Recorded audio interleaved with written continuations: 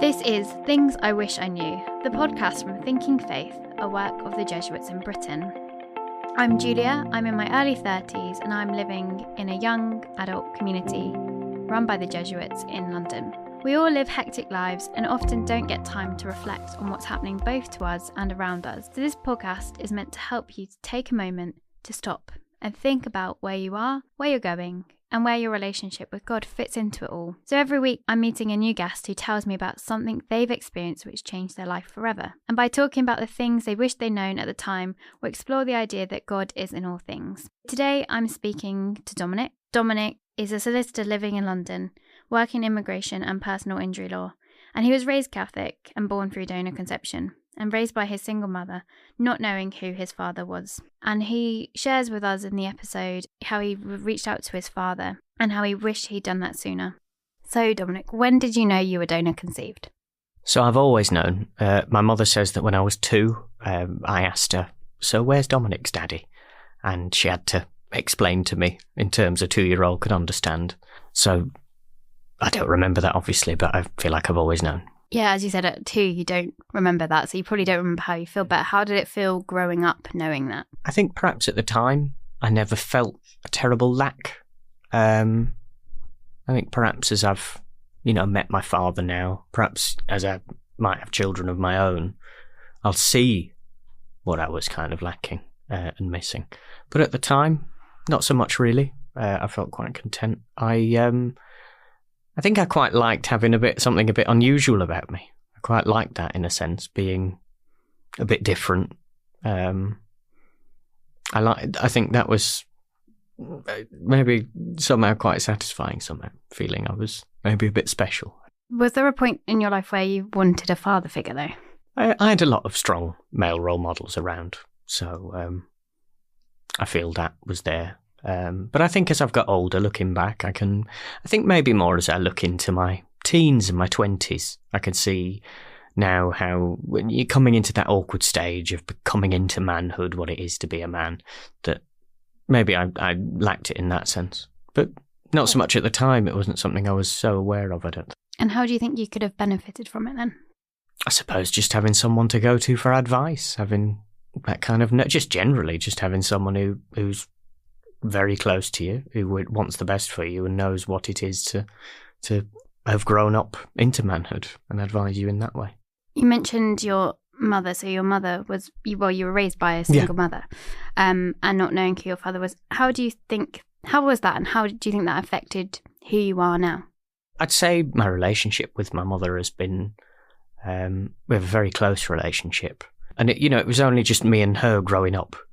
So it's a very kind of, what would be the word? It's a relationship that's very direct. It's very open. We say what we mean and mean what we say, really. And we kind of really know each other very well in that sense, I think, in a way that maybe other people don't have. It's a great thing when you can have a direct relationship with someone where you can tell them how you're feeling and they tell you, because then you're not always questioning their motives or what they're thinking. And that must be freeing in a lot of ways. Yeah. And so you grew up Catholic. Was that an easy thing to do, or was that challenging in different ways?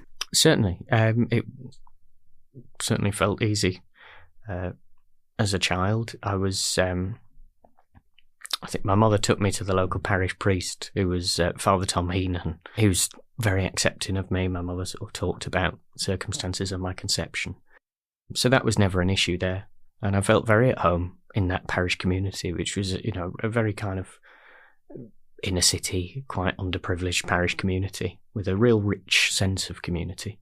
And I incredibly multicultural. And my mother and I often think, there's people we know that we would never have known and never have got to know had it not been for the Catholic Church. So yeah, in that sense, that felt very easy. And to be honest, I don't know, growing up and in school, it was a deprived place. There were kids with all kinds of family lives. So I didn't feel in that sense, certainly in primary school. I think maybe going into secondary school, I went over to Cardinal Vaughan in Holland Park, where the social profile was a bit different. It was a bit more suburban, the kids, perhaps coming from more conventional families. I think maybe I felt like I stuck out a bit more then, but I think more perhaps in a kind of a socio-economic sense than in a faith sense, I think. Coming on to, you found your biological father. Can you tell us of why you decided to find him and what that process was? I think it was always something I wanted to do, to find him. But I think growing up, from a young age, to be honest, I think from being quite a small child, I tried to teach myself and train myself to just make my peace with perhaps never knowing him. I think I had some degree of faith deep down that I would find out. But I think I just tempered that with saying, don't get your hopes up. Do you know what I mean? So in that sense, it was all tempered. Now, if you were sort of donor conceived in the 90s, early 2000s, that was something you had to make your peace with. However, in the past couple of decades, the rise of consumer DNA testing has completely changed the game. It's effectively done away with a lot of donor anonymity. So it's funny, really, looking back. It was only in 2020 I did a DNA test with Ancestry.com. So I was 27 when I did that, which is remarkably late, really. I think I must have seen the adverts for ages, and I think I thought to myself, I must get around to doing that. Maybe I'll find something. But again, I think I'd tempered my hope so much that I didn't sort of think, I must do that. Maybe I was scared to hope in it too much. But then I did the test. And I remember... What prompted you at that particular point, though, to do it? I think I must have just seen an advert at some point and thought, right, I know I should do this now. I think I discussed it with I'm sure I remember discussing it with my mother a number of times, saying, you should do that. Oh, yeah, I should do. And it was always there. It was something I wanted to find out. But I think I'd tried to temper my hope so much that it just what I could find out hadn't quite occurred to me. And did your mum know anything about the donor? Yeah, so we had some basic information, year of birth, I think his height, his build, some of his interests, like interest in sport. I knew that he'd been a postgraduate student at the time. So did you kind of have this image in your head of who he was going to be? Or did you just, because you said about tempering it, so you didn't really want to get your hopes up too much? I suppose I did, in a sense, perhaps. It's hard to say. I suppose it was very vague, but I suppose you do have some kind of image in your mind about what your father... I think he's not a million miles away from what I thought he would be, actually, so in a sense. In 2020, you took the test after a while, and then what happened? So I remember it was a work day, and the results came in. I'd sent in a DNA sample and gone all the way to America, and then came back. It was the beginning of a work day, and it had come up, and it just came up with his initials. But I did a bit of rooting around and sort of worked out who he was, and I sent a message, and that evening I heard back from him, and it was just amazing. Just suddenly feeling that. I remember my mother saying just that evening, because I went home to hers and had some dinner myself with her and my now wife. And my mother just said, she was telling her sisters and people and saying, Dominic's like standing a foot taller, she said. He just seems a lot more fulfilled suddenly. And how do you think it felt for him? I think we were both working out what it meant. So we only exchanged a couple of emails then. And then it was for about 6 months, I didn't hear from him. He had some own personal things going on, and I didn't want to pressure it again. I didn't want to, I was trying to keep it cool. But then what ended up happening was a half-sibling of mine, a half-sister, came on to Ancestry, and that kind of changed things up, and she got in touch with him. And then through that, I reached out to him again, and we picked up again, and it was all fine. I think initially he's just talked about being very happy. And I think I was looking back, and he'll say this, I was perhaps too cautious with him. I think that my own kind of, I'm there thinking like, you've waited this since the age of 2, don't blow this, just play it cool, whatever. In a sense, I should have thrown myself into it more, I think, because then he was also thinking like, it'd be lovely to get to know him, but, this isn't part of the deal, like I kind of signed away my rights, so I mustn't impose. So I think maybe we were both thinking like that, and it really did us good to have my sister come out of the woodwork, as it were. And So were you the first of his donor children to be matched with him? Yes. So then you have a donor sister, yes. And that brings on a whole different dynamic for you. So I think the first thing needs to be said is I'm unusual as a donor conceived person in that I've grown up knowing. I've looked at some stats, and it would appear, it's impossible really to know for certain, but it would appear about 90% of donor conceived people are raised not knowing the truth of their origins. They're basically raised by their biological mother and her partner, who's usually an infertile man. So met 3 siblings now. I don't think any of them grow up knowing. Well, I haven't met them, but, I'm aware of them. So my context is quite different, and I come to it from a different place. And I think in that sense, when siblings come forward, they suddenly can be effectively having an identity crisis about what's going on. They're like, what the hell is this? So they'll kind of throw them. Well, it depends. I mean, some people can retreat from it and think, what's this? But other people can throw themselves in and say, what's this? Whereas I think maybe I was cautious because I'd had like a lifetime, well, not a lifetime, but 20 odd years to get used to the idea of it. Whereas I think maybe when my sister found out, she was like, right, okay, who's this? And would get straight in contact. So I guess you've gone from like always knowing about your father, but not knowing who he is, and growing up with your mum. And did you have an extended family as well? Yeah. So my mother's one of 7. So. Oh, wow. So there were lots of aunties and uncles around. And say I grew up with cousins who were 20 odd years older than me. I was closer in age to their children. And then you found you've got this other family later on in life. And how do you process that? How do you... I wouldn't even know where to begin to process that. I think I've always said that the whole process has been actually a feeling of normality. I think I was saying before how when I was a young child, I liked the feeling of being a bit different and special. And in a sense, finding it all about, I've lost slightly of that, some of that. Maybe when people used to ask me, oh, and who's your father? I would have to be evasive and think, oh, I'm a bit odd, aren't I? Whereas now, is this American? It's just suddenly very normal. I never expected to have any relationship. And then, I'm the last person I thought this would happen to. Suddenly, oh, there I am. I had my father at my wedding, which seemed bizarrely conventional for me in my whole setting. So I don't know. I laugh with my half sibling. For her, she was brought up in a very conventional setup, and then suddenly this has happened, and she feels, oh wow, I've really left behind, heteronormativity, and suddenly I have this very complicated family history that I have to explain, and I never expected to have. Whereas for me, it's become a lot easier to explain now. And so now you've met your father. Yes. How was that the first time you met him? So we first met when he was coming to London for my wedding, actually. And that was in September last year. Met in Victoria Station as he'd got off the Gatwick Express with my half-sister. They both came. Had they met before? Yes. Yeah. So she lives in the Americas as well. So so they meet up a fair bit. And yeah, that was...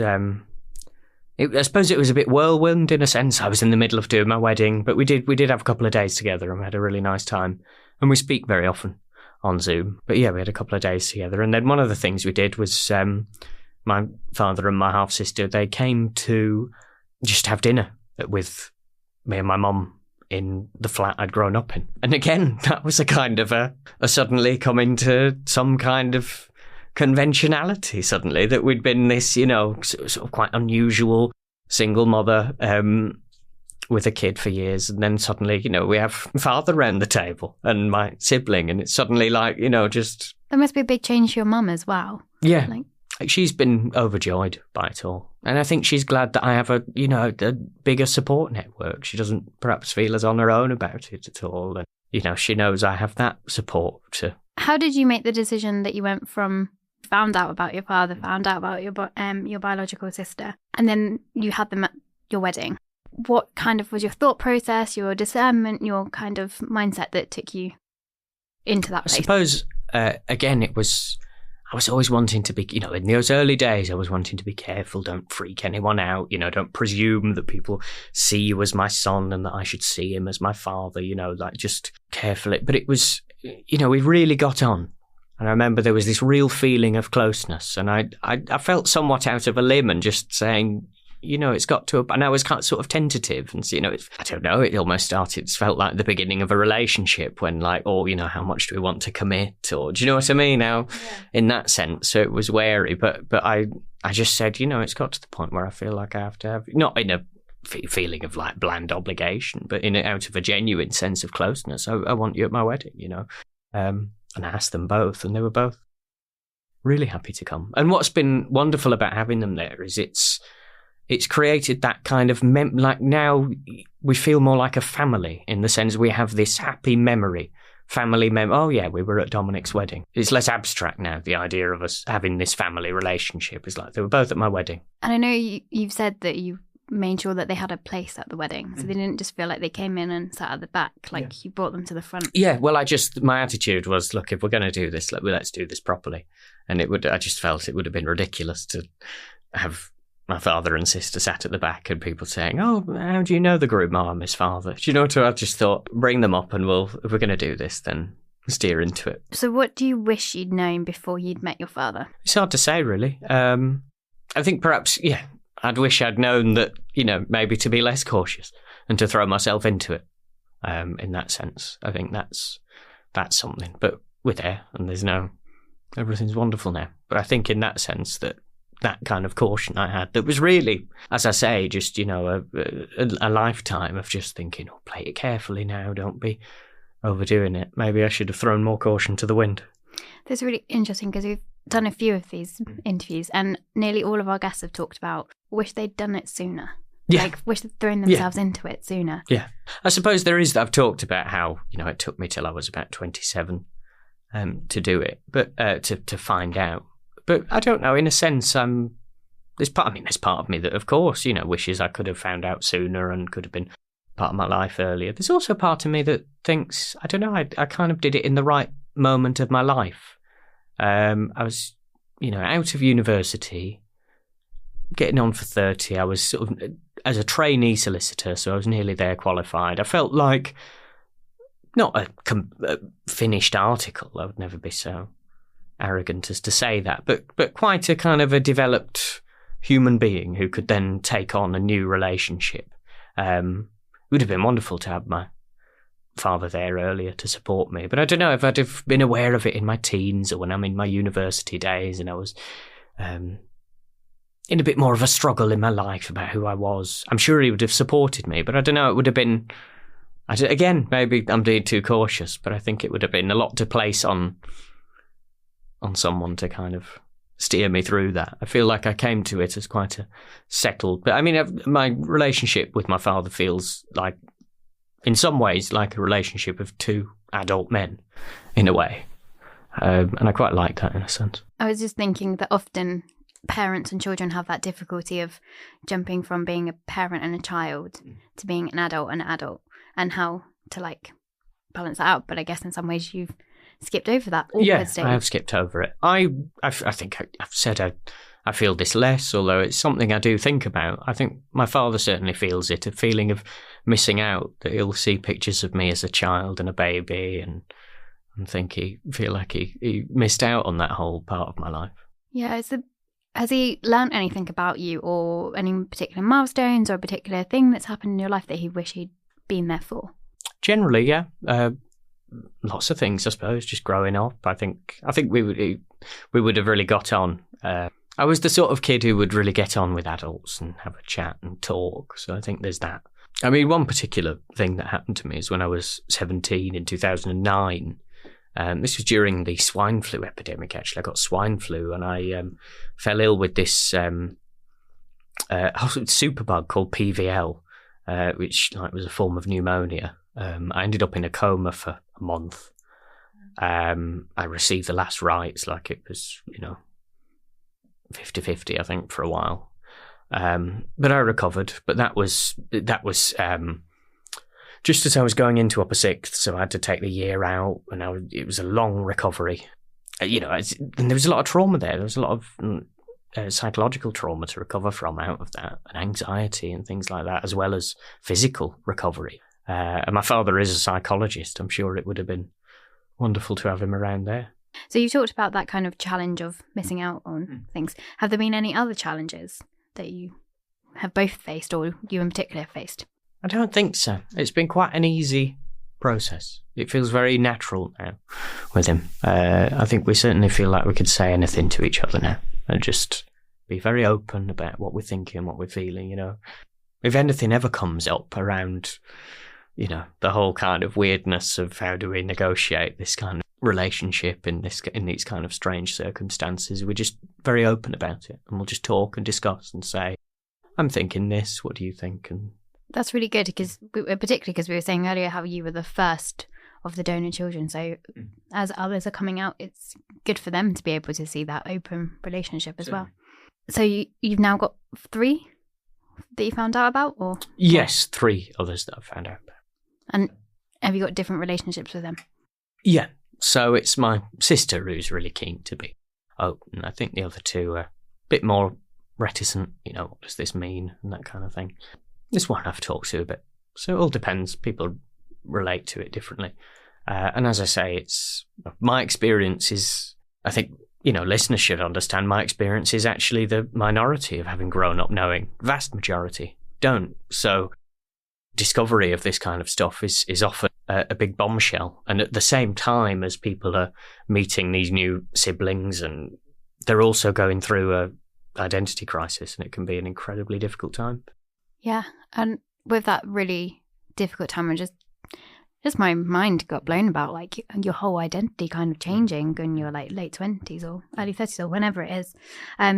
But what piece of advice, or I guess it's not advice, it's advice multiple, would you give to somebody who is going through the same situation, but maybe the more like the 90% rather than your particular situation? I think they need to try and